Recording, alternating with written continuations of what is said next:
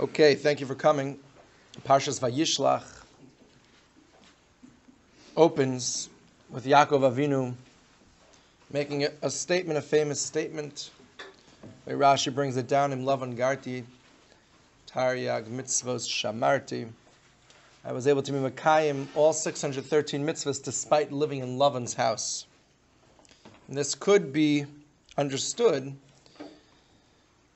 in terms of how Yaakov was able to do this, seemingly immune to his environment. Usually we as human beings are very greatly affected by our environment.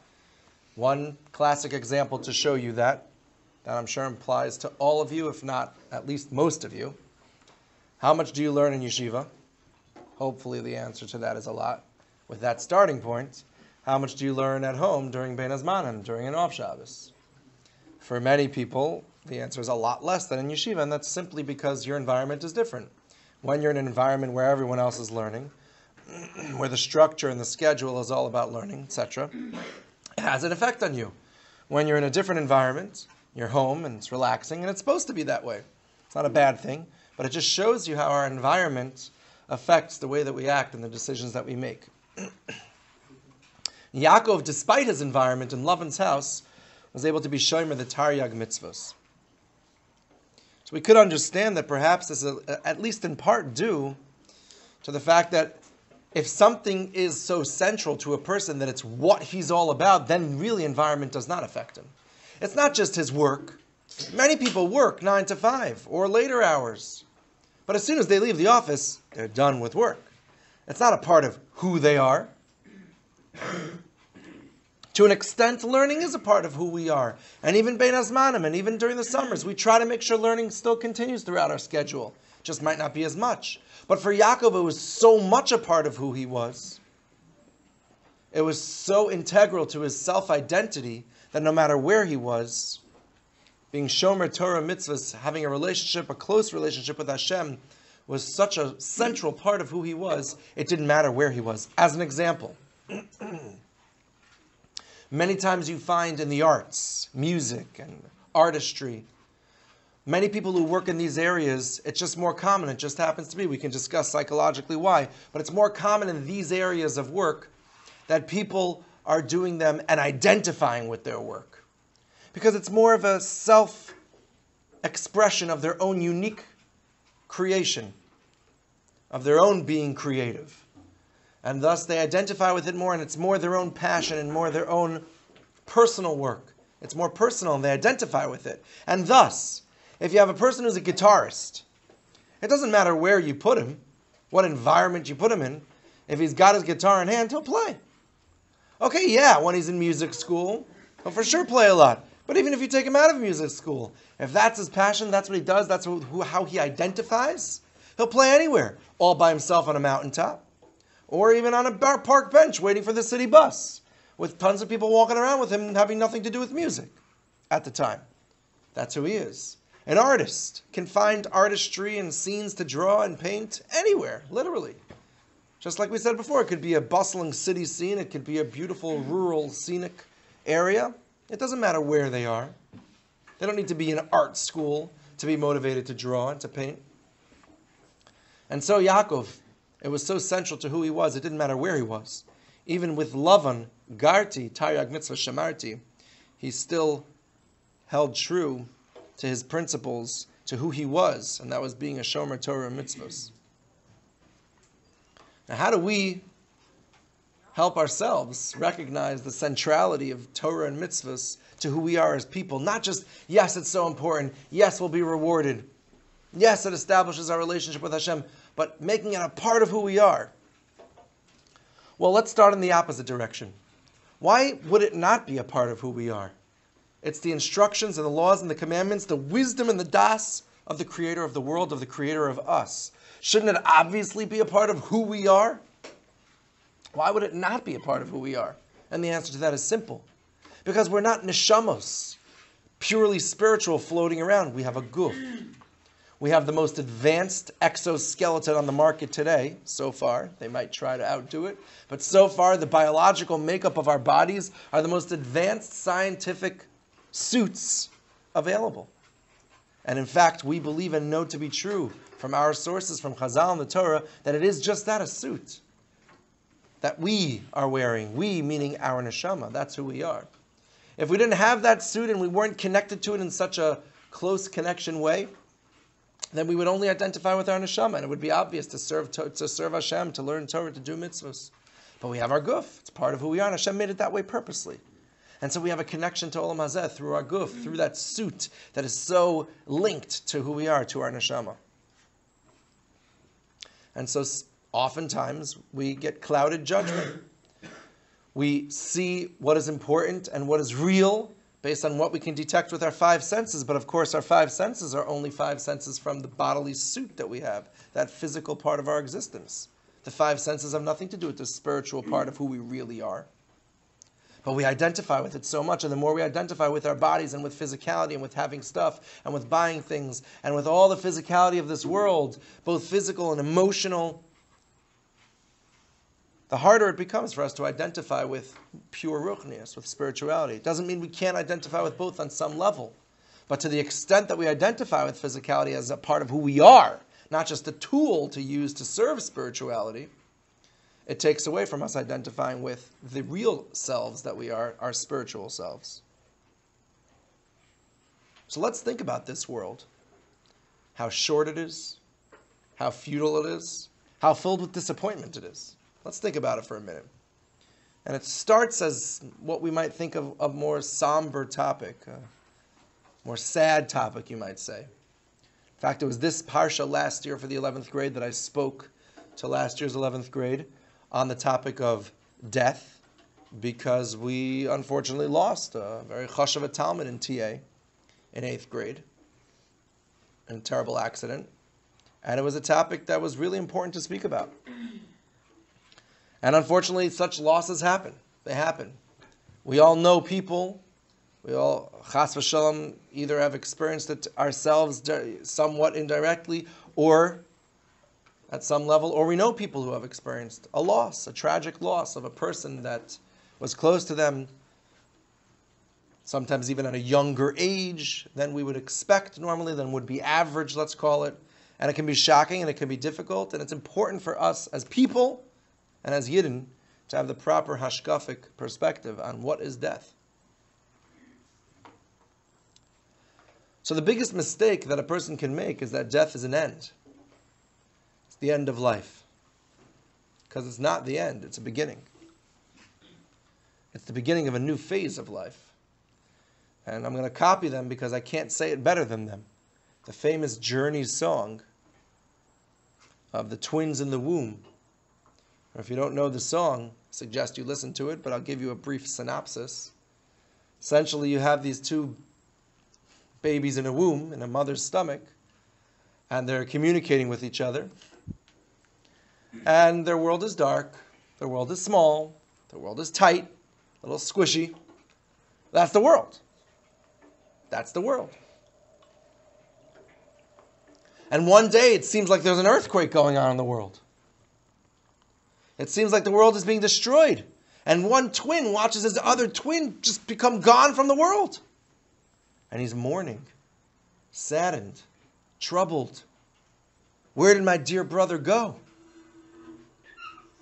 Meanwhile, on the other end, born into this brightly lit, colorful, vast, unimaginable world from the world that this baby was just in, there's celebration, joy and happiness. Lots of people gather together, celebrating. And the other brother left behind so far is screaming and crying, where'd my brother go? Oh no, it's the end of him. When of course we all know it's just the beginning. It's a transition from one phase of life to another. And then of course that second baby is born and he realizes that is exactly what death is. It is a transition from one phase of life to another. I'll say this, I don't know it to be true obviously, but just to make it more vivid, we could imagine that when a person dies and the neshama goes up to Shamayim, the ancestors and all the relatives, neshamos, all those neshamas are there celebrating the birth, quote unquote, of that neshama into that next world, the Olam HaNeshamos, the spiritual realm. And that world is vastly more bright and colorful and clear, so to speak, than this one. Which is why the mashal of the womb to this world is so perfect. Well, if we look at death like that, we shouldn't be sad at all. We should be happy. Why don't we celebrate whenever someone dies? And the answer to that is, you're right. We're not sad for that person that died. We're not sad or worried or disappointed or feeling bad for the person who died. That neshama is in an incredible place. Unimaginably incredible. We're sad for us. It's actually a selfish sadness. An appropriate selfish sadness. This is not one of those cases where, oh, stop being selfish. Just celebrate that he died. No. Hashem made us that way. We're supposed to be sad because we missed that person. But we're sad for us, not for them. We're sad because we missed them. When you look at it like that, it's a whole different type of sadness for many people. It's not, oh no, what has become of him? It's, he's in an amazing place, but I'm saddened. I wish I could have more connection, more interaction with that person. And the truth is that even that, you can lower this, still be sad. There's still mourning periods. It's interesting to look at the psychology that seems to be behind the Torah's mourning periods, the Chazal's mourning periods. First you have Aninus, that first day where you focus on nothing but the Misa. Nothing. No brachos, no tefillin, nothing. Then the body's buried, and you have the first 7 days. First 7 days, you're sitting on the floor, it's difficult, you're constantly people visiting you, comforting you, allowing you the opportunity to talk about it. Very focused on it still, but less than that first day. Then you have the first 30 days. You get up. You're saying Kaddish every day, you're davening every day. There are other halachos that apply every day for those first 30 days. Still pretty focused, but a little bit less. Then you have the first year. Still davening every day, Kaddish but it's a little bit less. And then once a year. You never forget. You never forget. You always feel a little bit sad. But nothing that it impacts you in any significant way to have a normal, healthy, functioning life. That is what the Torah is teaching us when it comes to the halachos of Avelus that it gives us. Deal with it. Don't ignore it. Don't hide from it. Don't pretend like it didn't happen. Deal with it really intensely. But then a little bit less and a little bit less and a little bit less until you get to the point that you can move on healthily and even happily. Not that it's not, any part of you is not sad anymore, especially if it's someone close and all that. In some cases, it's normal that there's a person, part of the person that really, really does feel sad for the rest of their lives. But overall, they can be a happy, healthy, functioning person. That's a psychology. You clearly see that in the halachas of Avelus. But we're sad for ourselves. That's the sadness that we missed that person. In fact, even the loss of interaction with that person is not so true, because we can still interact with them, just in a more indirect way. We can do things as a schus for a neshama, and the neshama can be whatever it means, a meilitz yosher for us. Can daven, beseech Hashem on behalf of us, whatever that means in the spiritual realms. But that means that there's even a two-way interaction that could be had. It's an amazing thing to consider. We used to be able to talk and do things with a person. We can still have a two-way connection with that person, with that neshama. All of that meant to say, be sad, pretty sad. Let it get lighter and lighter to the point that it's very manageable. Torah tells us, don't rip out your hair and cut yourself over a death in a grieving process. That's an Isser D'Oraisa. What is the meaning of that Isser? There are those who explain, you're not supposed to become out of your mind sad and destroyed over a death. Because of everything we said. Everything's in perspective of death really being a beginning, not an end.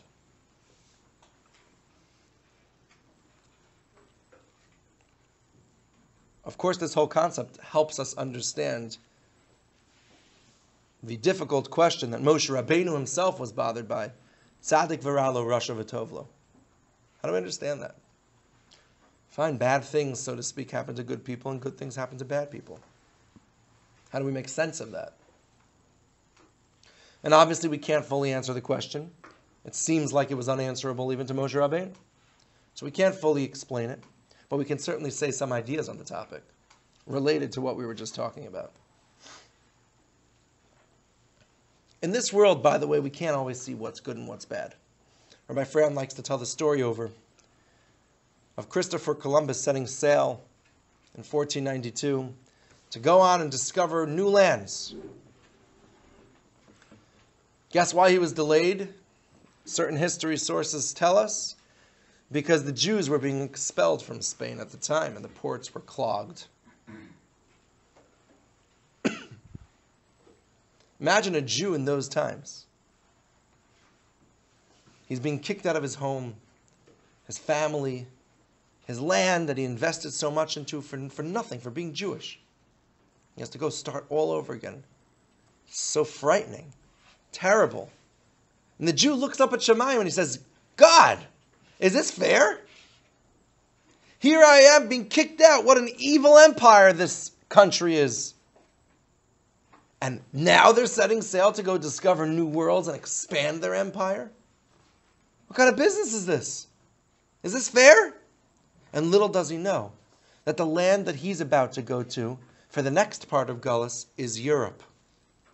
And only a couple hundred years later, an even more potentially terrible atrocity will be afflicted on the Yidden from the Nazis. And what will be the main saving force in the world for the Jews? America. That new world that is now being discovered for the first time by the Westerners. Right now, Hashem's saying, yes, my dear children, it's time for you to go to the next Gullus, and it's so hard for you. But don't worry. I'm already at the same moment preparing the next place that will save you when that land becomes your enemy. Right now, simultaneously. But how can a person then see that? They can't. It's like looking at this beautiful painting that's on a wall that takes up the whole size of the wall, and you put your face right up on one little red dot, and you're like, I mean, I guess it's kind of a unique shade of red, but I don't really like it so much. And then you stand back and you notice that's just one dot in this amazing sunrise portrait that gives this beautiful reddish, yellowish tint to the whole thing. It's unbelievable, but only in context. Hashem, of course, has the ultimate context. We can use history to actually have some decent context, as in the story I just told. And in many other stories we see over generations sometimes. Sometimes we are zocha, even within our lifetimes, to see how things that we thought were a little bit bad. Why did I end up going there? Why did this happen to me? And then we realize just a few years, sometimes a few days, weeks, months later, sometimes a few years later, sometimes a few decades later. If not for that, who knows? Who knows where I'd be today? And we're able to look back and say, there's a good thing. But at the time, we thought it was terrible. Sometimes we're not zocha in our lifetimes to see that. And it takes generations to see it. As in this previous story I mentioned. There's no way any one man could see it, but Hashem sees it. So that's a big part of starting to understand this question. Tzaddik v'ralo, what happened to him? Well, this and this. Is that really bad? Sometimes it seems like, how could this possibly be good? But sometimes even things that seem so impossibly to be good turn out that way. Famous story with Rabbi Akiva and the whole Gamzu Latova, Kol Mai David Rachman Latav Avid. The candle went out, and the rooster died, and I think the donkey died. All these terrible things were happening, and it was only because of that he was hidden in the middle of the forest without any sounds, without any light, when the enemy army passed by and didn't notice him, and he was saved. Hard for us to be able to make sense and really determine what's good and what's bad. That's point number one. Point number two. Even if something in this world that we could say is absolutely bad in this world, pure, painful experience, and there's nothing that will say why it's good, even that is good. Because we all have averos under our belt. We all try to do tshuva and all that, but we all have averos. Every person in the world, from the biggest tzaddikim. And when we receive pain in this world, it is actually a kapara. And it cleanses us from our averos from the next world. And we absolutely would, if only we could see it and feel it for a second, but we absolutely would rather have the pain that is in this world than in the next world. And by the way, some of that pain that we daven for, it should only be in the category we daven. It should only be in the category of reach into your pocket to pay the toll. No one pays tolls nowadays because of Easy Pass, but you reach into your pocket to pay the toll, and you need a dime, and you pull out a nickel. Oh, I have to go back into my pocket and find the dime. Those are the painful experiences we daven to have. But we want to have challenges in life that we have to overcome. Those cleanse us. Those act as a kapar, which we absolutely want. So that's point number 2. Is that really tzaddik v'ralo? There's even such a concept, if you look in the Ramban and Sha'ar Gemul, it's not the most simplest thing to understand, of Yisurim Shel Ava. It's coming from a place of love. You can look that up to understand that better. But Yisurim, a painful experience, is not necessarily a bad thing at all. In fact, it has intrinsic goodness to it. In addition, and along those lines, the Gemara uses a mashal. Imagine a tree standing. 2 cases, one where it's standing in the cemetery, but one branch sticks out of the cemetery. In another case, the tree is standing outside the cemetery, but one branch sticks into the cemetery. Says the Gemara, this is a mashal for a tzaddik who has like one avera, and a rasha who has like one mitzvah. If the rasha is not machshav that mitzvah, and the rasha says, I did a mitzvah, who cares? Hashem says, fine, no problem. That's it, you don't care about that mitzvah? No problem. You're like the tree standing inside the cemetery, you have one branch sticking out. So I'll just cut that branch off, I'll give you some reward here. Which pales in comparison to the reward of Olam Haba. As Perkei Avos tells us, as can be inferred from the Mishnah, the reyach, the smell outside the gates of Gan Eden, the ultimate reward that we will receive in the next world, is more pleasurable than all the pleasures of humankind. Think what that means. All the pleasures that every single person that ever walked the face of this earth throughout the course of his entire life, put all that together. Those are legal, illegal pleasures, whether it's drugs and substances, whether it involves nashim, whether it involves even much more pleasurable things than those superficial pleasures, like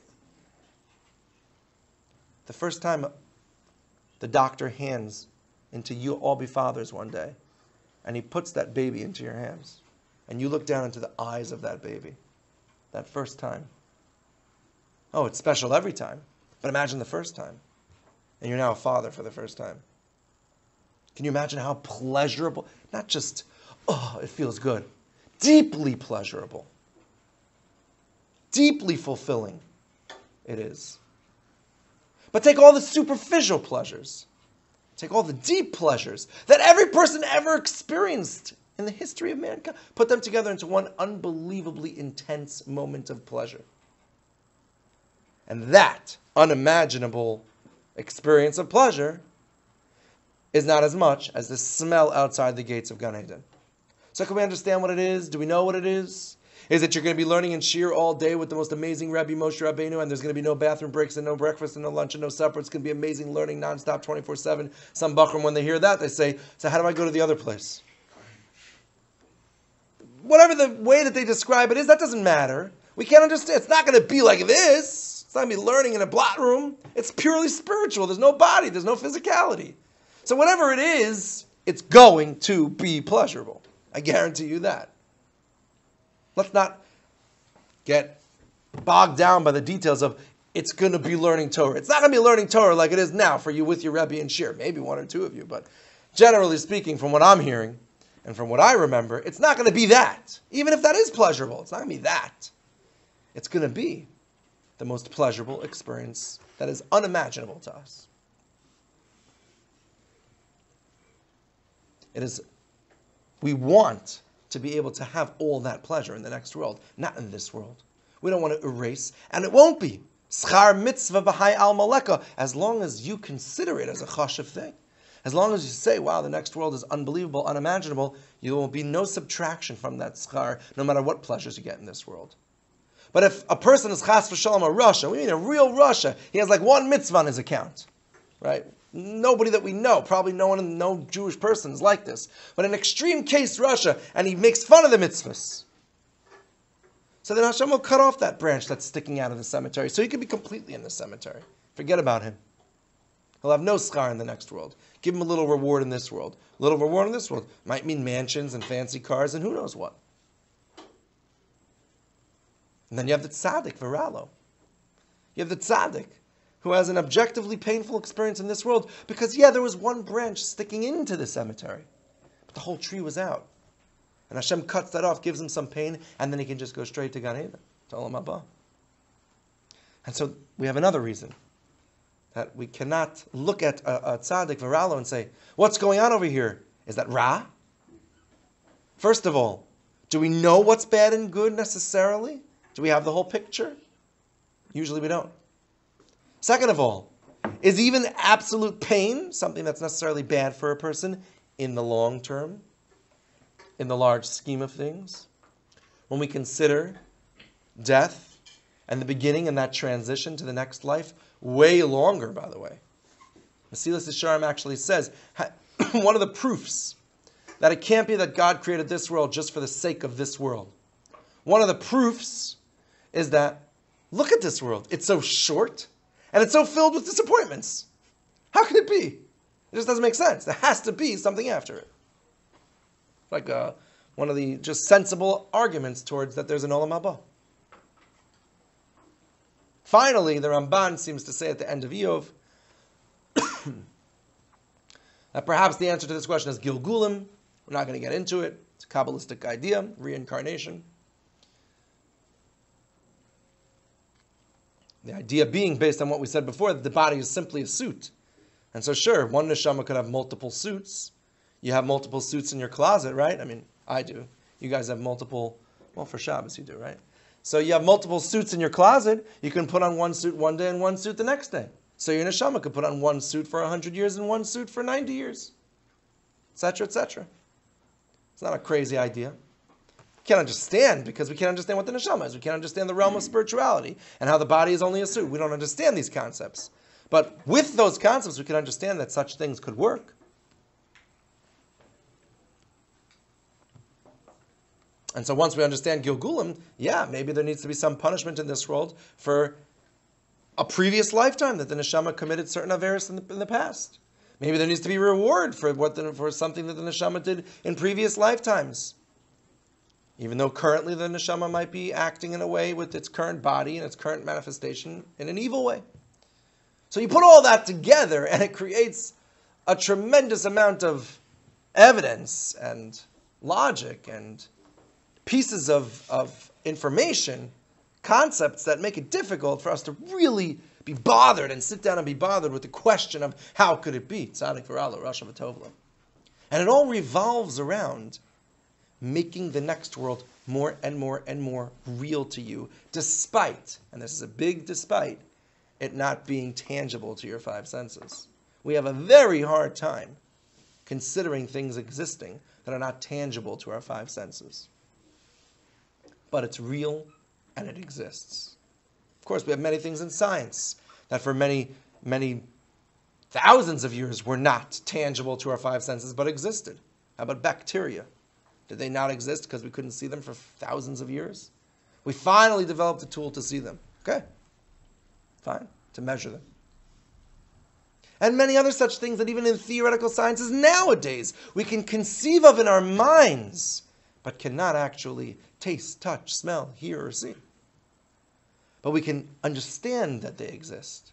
And so it is with the supernatural, with that is beyond, by definition, our ability to sense them with our body, with the suit covering who we really are, our neshama. Everyone can always ask the question, why me? Whether it's smaller things or bigger things. Why am I not as smart? Why did I get in trouble? Why don't I have enough friends or money or clothes or technology or stuff? But when we think about why are we here? And what is the ultimate purpose of us being here? And we look at the big picture.